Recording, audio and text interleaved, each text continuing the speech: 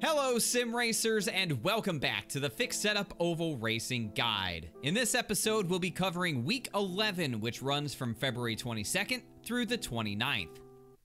Okay, I'd be lying if I said I was surprised by the results of last week's poll. The most common piece of feedback that I heard from people was that you couldn't touch the throttle, it was super easy to light up the rear tires, and it just wasn't a very fun experience, no matter which car or truck you were driving. No one likes driving on what feels like an ice rink, and I know I don't, so that's why I didn't do a single Daytona road course race last week. When I did do some fixed setup racing, I found myself having a lot of fun with the NASCAR Legends at Homestead. It was actually a pretty good time. I did a handful of those. Let me know down in the comment section below what you did for fun to get away from the Daytona road course racing. Thankfully, this week it's all ovals, and as a little bonus, I even added a new series to cover. Check it out at the end of the video. As always, these episodes are time-stamped for your convenience, so if you're looking for one series in particular, or any series in particular, you'll find them each marked accordingly down in the description below. With all that said, let's take a look at this week's races. Before we begin, please take a moment to listen to my disclaimers. As with any skill-based activity, your mileage may vary with the information shared in this video. Sim racing requires individual effort to improve, and simply watching a video will not make you a better sim racer. Tips and tricks are not one size fits all, and you may need to adjust based on your skill level. These episodes are recorded before the week begins, so the guided qualifying lap should not be viewed as the gold standard for the best lap time possible. Treat this information simply as a starting point for your own practice routine. Any analysis or commentary that I provide comes from my own experience on iRacing and may not always directly translate to what happens to you. I'm human, I make mistakes, and I can be wrong. I try my best to avoid errors and misinformation, but if I do make a mistake, you have my apology in advance. Starting things off, the ARCA Series takes on The Rock, Rockingham Speedway, for a 45-lap race that takes place at 1:05 p.m. in Sim. For qualifying, I used a 16:1 steering ratio and 60% brake bias. Now this run was made on my second timed lap, and I was able to be really aggressive with the throttle, especially in turns 3 and 4. My lap time was a 23.021, and I felt pretty good about it.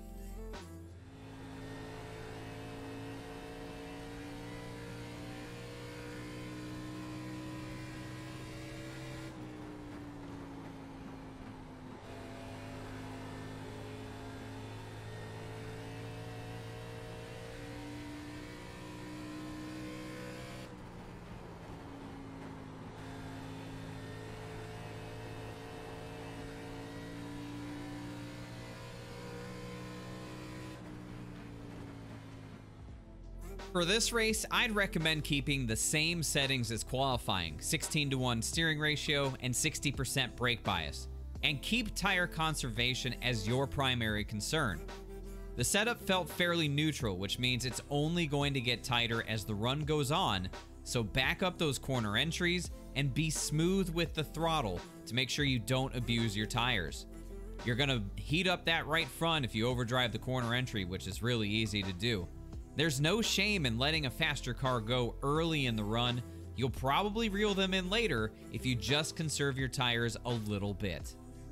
The C-Class Street Stocks are at Thompson International Speedway for a 50-lap race that takes place at 7:10 p.m. in Sim.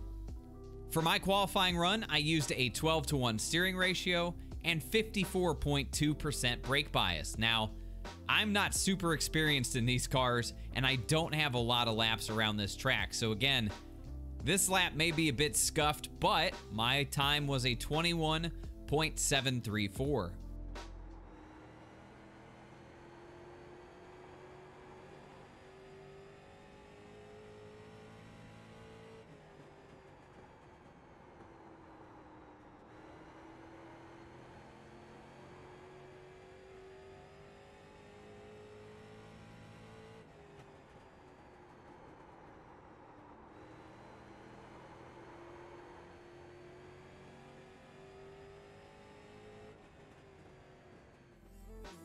While I don't have a lot of experience at Thompson International Speedway, I do recall running it quite a bit in my earlier days on iRacing, and I know that it's a very line-dependent track. There's a clear advantage to not just running the bottom all the way around the turns.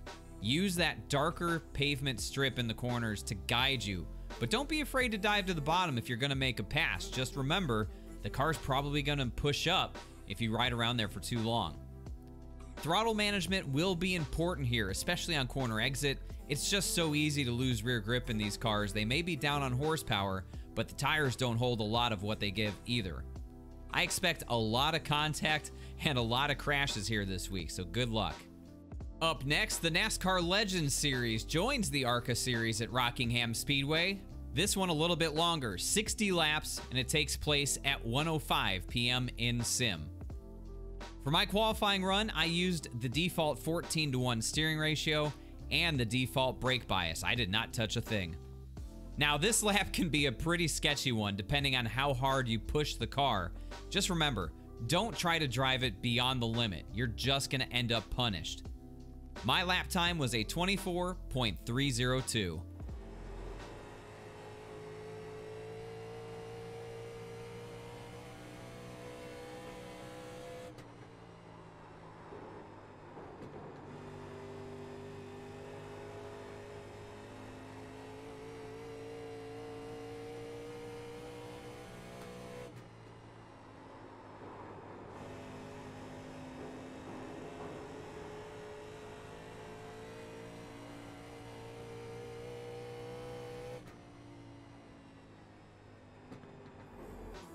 After you make a few qualifying runs, you're gonna have a pretty good understanding of how easy it is to overdrive this car at this track, especially on corner entry. Just like last week at Homestead, back up those corner entries and it's gonna go a long way in saving your tires, especially that right rear tire. As with ARCA, don't feel bad for letting faster drivers go early on in the run. They're most likely gonna burn up their tires and you're easily gonna pass them back later in the race. Remember, there are caution flags and you probably are gonna have one set of tires in the pits, so a little bit of pit strategy might help you out, but track position will matter. But saving those tires while under green flag conditions is what's gonna matter the most.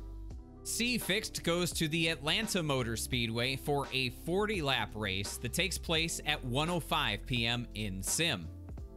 For my qualifying run, I used a 16:1 steering ratio and 61% brake bias, but don't worry about brake bias. You're not going to be touching the brakes for this lap. Like I said, this lap was taken flat out all the way around, and it took me a couple of attempts before I was able to finally do it.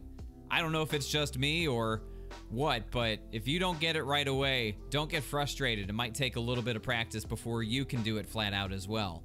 My lap time was a 30.657, and I know it doesn't show it immediately on screen. The session got cut off before the time comes up, but you'll see it on the standing screen afterwards.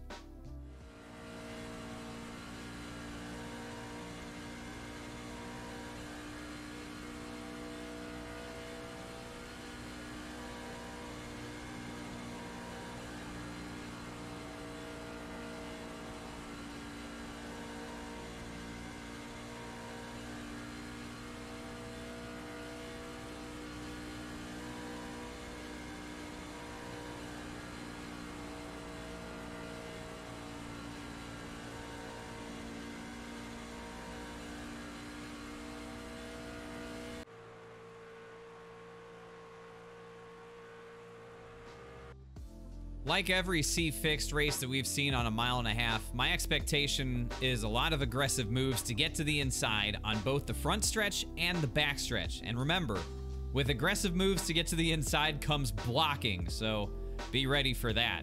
You're gonna see people going all the way to the grass to try and pass you down that front stretch with those dog legs, so protect as much as you're willing to risk, I guess. Now, you're not gonna be going flat out while you're in traffic, and it seems that rear grip might be a factor, so throttle management, particularly on corner exit, will be incredibly important at Atlanta. The line that you run through turns 1 and 2 might play as big a role in your success as anything else that you do in this race. Try taking a slightly late entry and getting a late apex in order to drive out of turn 2 straight. That's going to help keep your momentum up and tire wear down. B-Fix stays in the state of Florida for one more week, but this time it heads south to Homestead Miami Speedway. It's a 45-lap race that takes place at 5:10 p.m. in sim. For this qualifying run, I used a 16:1 steering ratio and 62% brake bias. I found that rear grip can be really tricky on corner exit, and how I let the car arc out towards the wall played a huge role in stopping the car from getting loose. My lap time was a 32.765.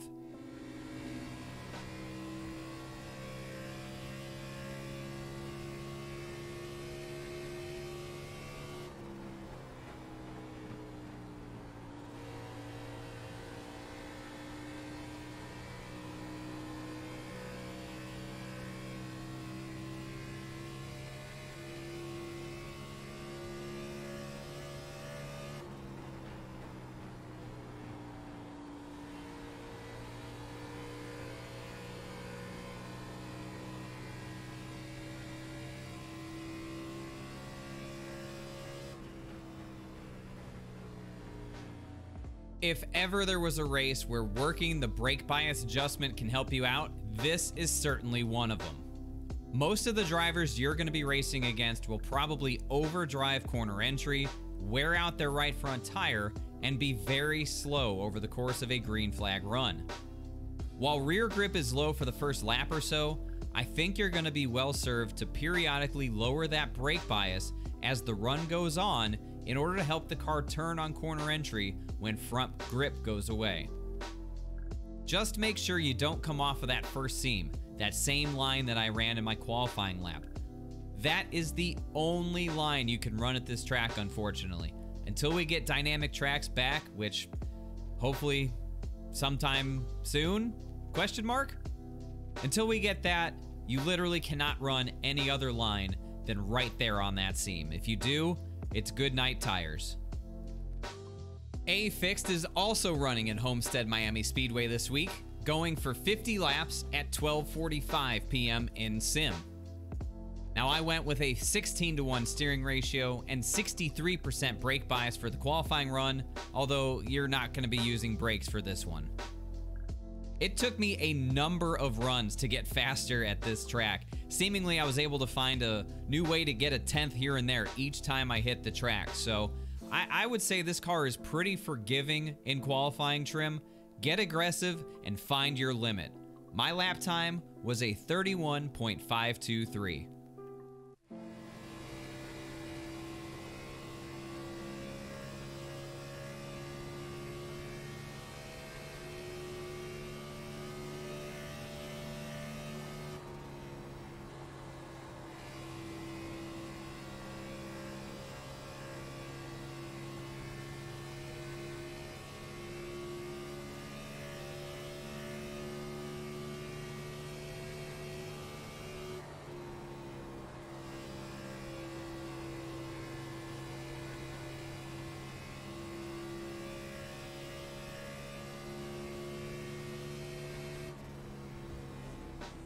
With the introduction of dirty air to the Cup Series car, success this week starts in qualifying and having track position. The effect of dirty air is so bad at a track like Homestead that you're constantly going to be losing time to the cars in front of you, even if you're faster than them, simply because you can't move around to get clean air on the nose. Like B-Fixed, the line for the Cup car at Homestead is right on that first seam, but since you can't run any other lane, you're not going to have very many passing opportunities unless that car in front of you simply messes up. Imagine if we could use all the lanes at a track like Homestead. You know what it looks like in real life. Kyle Larson, Tyler Reddick ripping the top. God, imagine if we could do that. I miss you, Dynamic Track. Please come back soon. We need you. Bonus time. Based on your feedback in the comment section from the past few videos, I'll start including a brief overview of the weekly NASCAR Iracing Series race as well. If you're unfamiliar with NIS, it's a weekly series that follows the real-life NASCAR Cup Series schedule and is open to all drivers with a C oval license or better. Each race is half the distance of its real-life counterpart, with a few exceptions that are full-length races. One of the unique traits of NIS is its schedule, as it's only available 5 times each week, as follows: Wednesdays at 5 p.m., Thursday at 7 p.m., Saturday at 6 a.m., Saturday at noon, and Sunday at 9 p.m. What also makes NIS unique is the level of competition found in each split. Typically, hundreds of drivers sign up to participate in each race, so the result is more splits with a significantly smaller iRating gap between the top and bottom driver. These races are a great opportunity to compete against a lobby full of similarly rated drivers, not something you're always going to find in your standard A-fixed race. This week, NIS runs for 134 laps at Homestead Miami Speedway, starting at 4 p.m. in sim. I stuck with my A-fixed settings of 16:1 steering ratio and 63% brake bias for my qualifying run.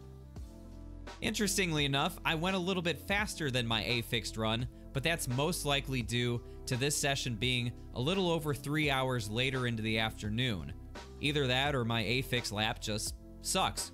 Either way, my lap time was a 31.350.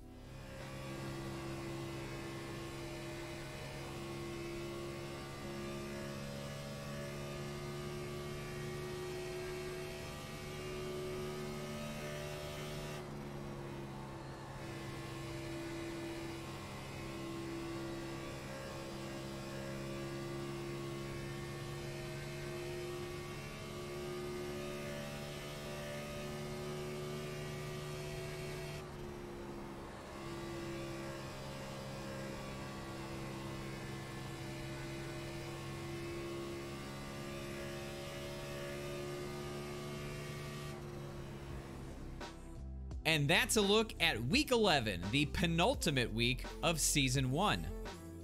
I hope that you enjoyed this week's episode and found the information to be educational, but most importantly, helpful.